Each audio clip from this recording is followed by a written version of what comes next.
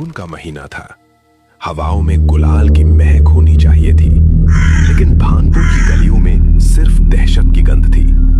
सूरज ढल रहा था और आसमान का रंग किसी ताजे घाव की तरह लाल हो गया था। राघव और सुमित अपनी पुरानी जीप से गांव की टूटी सड़कों पर धूल उड़ाते हुए दाखिल हुए। पता नहीं क्यों सुमित, इस बार गांव कुछ बदला बदला सा लग रहा है। होली का त्योहार है, पर कहीं कोई ढोल नगाड़ा सुनाई नहीं दे रहा। भाई, मैंने तुझसे पहले ही कहा था कि इस बार शहर में ही रुक जाते हैं। भानपुर की होली वैसी नहीं होती जैसी तू सोच रहा है। यहाँ लोग सूरज ढलने के बाद रंग नहीं, किवाड़ लगाते हैं।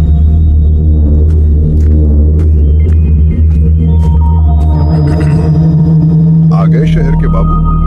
बेटा, आज की रात अपनी दहलीज मत लांघना। आज मंजरी का दिन है। वो आती है अपने अधूरे श्रृंगार को पूरा करने के लिए। सुहागनों का लहू मांगती है। काका, आप भी वही पुरानी कहानियां लेकर बैठ गए। साइंस का जमाना है, आत्मा वात्मा कुछ नहीं होती। साइंस वहां दम तोड़ देती है राघव, जहां से नफरत की आग शुरू होती है। मंजरी मरी नहीं थी, उसे जलाया गया था, और आज उसकी मौत को पूरे 20 साल हो गए हैं। इस बार की होली लाल नहीं, काली होगी। रात के 11 बज रहे थे। राघव की पुरानी हवेली में सन्नाटा इतना गहरा था कि घड़ी की टिक टिक भी किसी के चलने की आहट जैसी लग रही थी। अचानक बाहर से किसी के पायल की छन छन सुनाई दी। राघव, तूने सुना? बाहर कोई है? हवा होगी सुमित, सो जा। तभी कमरे का दरवाजा अपने आप धीरे से खुला। ठंडी हवा का एक झोंका अंदर आया, जिसमें जलते हुए मांस और महुए की महक मिली हुई थी। सामने बरामदे में एक साया खड़ा था।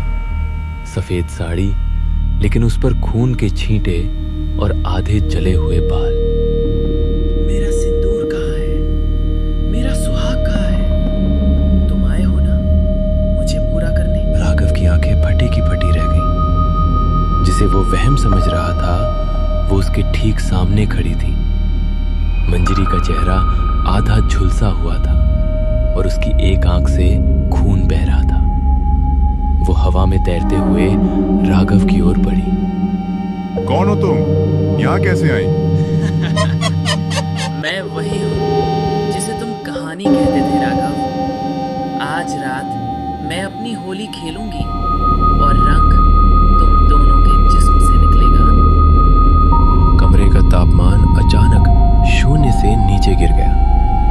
राघव और सुमित अपनी जगह से हिल भी नहीं पा रहे थे। मंजरी की रूह ने अपनी लाल आंखों से राघव की ओर देखा, और देखते ही देखते हवेली की दीवारें धुंधली होने लगी। राघव को अब वर्तमान नहीं, बल्कि 20 साल पुराना भानपुर दिखने लगा। ये मैं कहाँ हूँ? ये तो गांव का वही पुराना मंदिर। 20 साल पहले होली की ही एक रात थी। मंजरी गांव की सबसे सुंदर नवविवाहित स्त्री थी, लेकिन उसके पति को गांव के कुछ रसूखदार लोगों ने मार डाला था ताकि वो मंजरी को पा सकें। जब मंजरी ने हार नहीं मानी तो उसे डायन करार देकर उसी होली की आग में धकेल दिया गया था, जहां पूरा गांव जश्न मना रहा था। छोड़ दो मुझे, मेरा सुहाग अभी ठंडा भी नहीं हुआ। तुम लोग इंसान नहीं, राक्षस हो। आज मैं इस आग में जल रही हूँ, लेकिन इसी आग से वापस आऊंगी। हर साल होली की रात तुम्हारी गलियों में मौत का गुलाल उड़ेगा। अचानक राघव वापस वर्तमान में लौट आया। मंजरी का साया अब सुमित के गले के करीब था। सुमित का चेहरा नीला पड़ रहा था, जैसे कोई अदृश्य हाथ उसका गला घोट रहा। राघव, मुझे बचा ले, ये मुझे मार देगी। छोड़ दो उसे, उसने तुम्हारा क्या बिगाड़ा है? जो तुम्हारे गुनहगार थे वो तो अब मर चुके होंगे। पाप कभी नहीं मरता राघव, इस रात तुम्हारे दादा भी उसी भीड़ का हिस्सा थे जिन्होंने मुझे आग में धकेला था। आज उनका पोता अपनी जान से उस आग की कीमत चुकाएगा। तभी कमरे का दरवाजा धड़ाम से खुला। हाथ में जलती हुई मशाल और गंगा जल का पात्र लिए रामदीन काका अंदर आए। उन्होंने जोर जोर से कोई मंत्र पढ़ना शुरू किया। Om Klim Sifat So Gi Hal Hai Hanma So Calm. Om Klim Sifat So Gi Hal Hai Hanma So Calm. मंजरी, शांत हो जा। इन बच्चों का उस पाप से कोई लेना देना नहीं है। लौट जा अपनी चिता की राख में। हट जा बुड्ढे, आज मुझे कोई नहीं रोक सकता। आज की रात मेरी प्यास बुझेगी। मंजरी ने एक जोर का झटका दिया और काका के हाथ से मशाल दूर जा गिरी। कमरे में रखा पुराना सामान हवा में उड़ने लगा। खिड़कियों के शीशे टूटकर बिखरे की रूह ने अपनी शक्ल बदल ली। अब वो एक विशाल काली छाया बन गई थी जिसने पूरी हवेली को घेर लिया था। बाहर गांव के कुत्ते रोने लगे थे जो किसी अनहोनी का संकेत था। राघव, भागो! ये अब बेकाबू हो चुकी है। ये सिर्फ जान नहीं, तुम्हारी आत्मा को भी कैद कर लेगी। भागो यहाँ से। मैं सुमित को छोड़कर नहीं जाऊंगा। भागोगे कहाँ? इस गांव की मिट्टी के हर कण में मेरा दर्द मिला है। आज होली है और आज रंग नहीं, सिर्फ रक्त की धारा बहेगी। तभी राघव की नजर फर्श पर गिरी उस मशाल पर पड़ी जो एक पुरानी लकड़ी की दराज के पास चल रही थी। वहां एक गुप्त रास्ता तहखाना नजर आया। शायद यही वो जगह थी जहां मंजरी के पति को मारा गया था। राघव को समझ आ गया कि मंजरी की मुक्ति का रास्ता उसी तहखाने में है। सुमित, हिम्मत मत हार, हमें नीचे जाना होगा। काका, आप बस इसे उलझाए रखिए। पागल है क्या? नीचे तो मौत का कुआं होगा। खड़े रहे तो वैसे भी मरेंगे। चल। राघव ने सुमित का हाथ मजबूती से पकड़ा और उस पुराने लकड़ी के फर्श के नीचे बने गुप्त रास्ते में कूद गए। नीचे उतरते ही एक ऐसी बदबू आई जैसे सदियों से कोई लाश सड़ रही हो।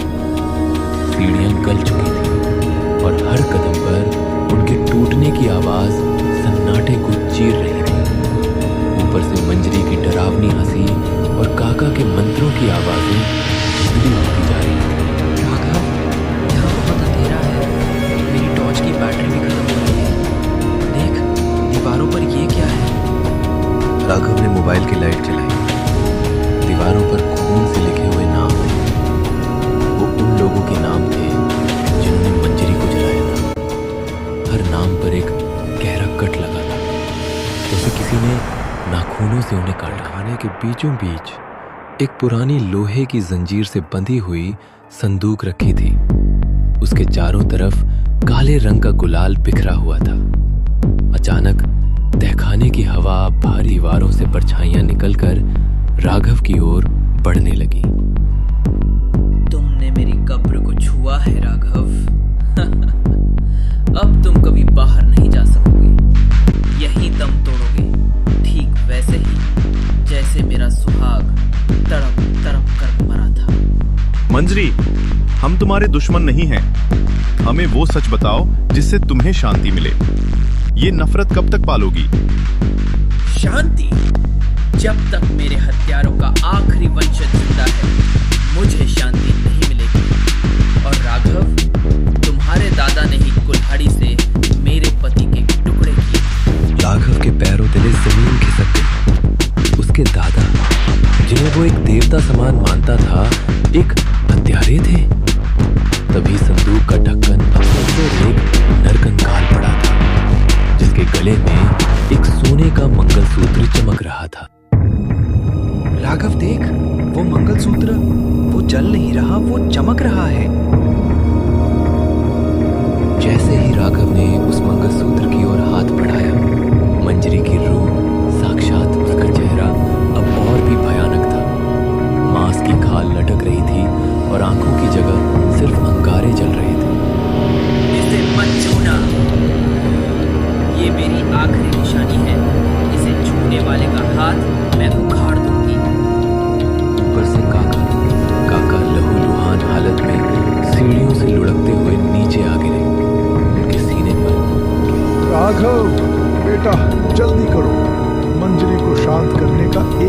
होलिका है, ये मंगलसूत्र, इसे उस होलिका की आग में डालना होगा जो बाहर जल रही है। इसके जलते ही मंजरी का इस दुनिया से टूट जाएगा। तू बहुत बोलता है, आज तेरा अंत निश्चित है। मंजरी ने काका को हवा में उछाल दिया। राघव तब ने फुर्ती दिखाई और संदूक से वो मंगलसूत्र राघव और समय ऊपर की ओर भागे। पीछे पीछे मंजरी एक काली आंधी की तरह आ रही थी। हवेली की छतें गिर रही थी, पत्थर टूट रहे थे। जैसे ही वो मुख्य द्वार पर पहुंचे, देखा कि बाहर होलिका दहन की आग आसमान छू रही है।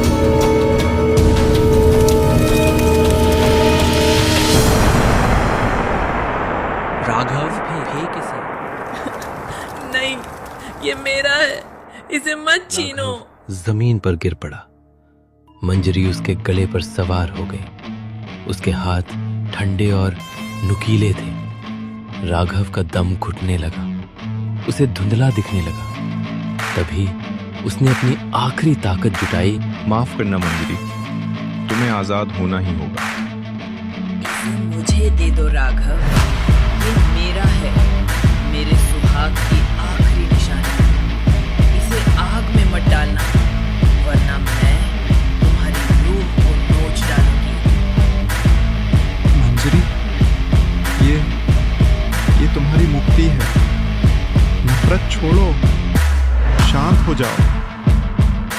राघव ने अपनी पूरी ताकत बटोरी और मंजरी को रेंगते हुए उस दहकती हुई होलिका की ओर बढ़ा, जो हवेली के ठीक बाहर जल रही थी।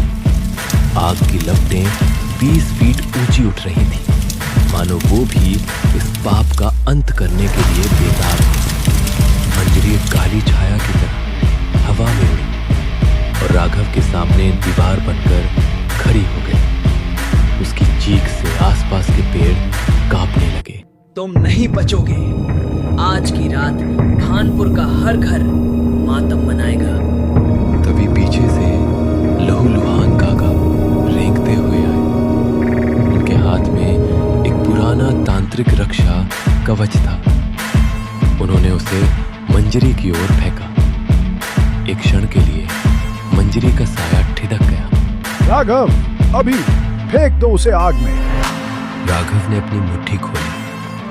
सोने का वो मंगलसूत्र आग की रोशनी में चमक रहा था।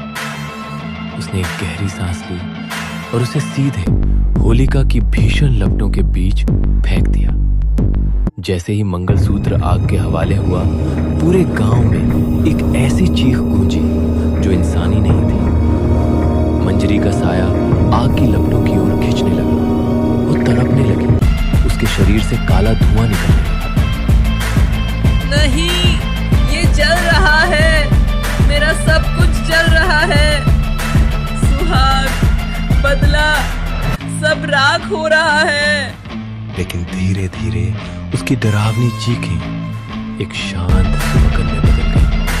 चेहरा धीरे धीरे वही सुंदर चेहरा बन गया जो 20 साल पहले था। उसकी आंखों से नफरत गायब हो गई।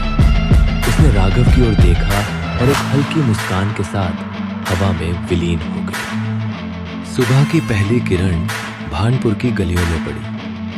हवेली का आधा हिस्सा ढह चुका था। बाहर जमीन पर बेसुध पड़े थे। गांव के लोग धीरे धीरे अपने घरों से बाहर निकल रहे थे। आज सालों बाद गांव की हवा में डर नहीं बल्कि शांति थी। राघव, क्या सब खत्म हो गया? हाँ सुमित, मंजरी अब आजाद है और शायद मेरे पूर्वजों का पाप भी आज जलकर राख हो गया। काका पास ही एक पेड़ के नीचे शांत बैठे। उन्होंने गांव को बचाने के लिए अपनी अंतिम सांसें तक लगा दी थी। भानपुर की वो होली हमेशा के लिए याद रखी जाएगी। रंगों के लिए नहीं बल्कि एक आत्मा की मुक्ति के लिए।